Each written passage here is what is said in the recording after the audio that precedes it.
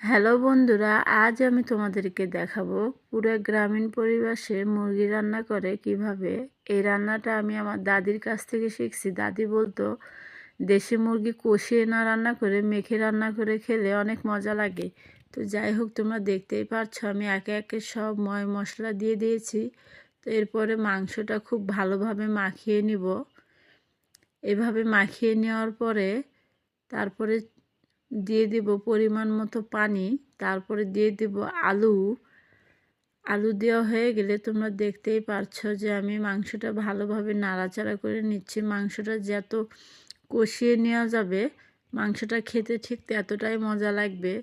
তো যাই হোক, আমি প্রথমবার ট্রাই করছি, তোমরা চাইলে তোমরাও তোমার বাড়িতে ট্রাই করতে পারো। তো এদিকে দেখতেই পারছো যে আমি পেঁয়াজগুলো ভেজে নিচ্ছি এটা বাগার দেওয়ার জন্য। তারপরে দিয়ে দিলাম আস্ত জিরা।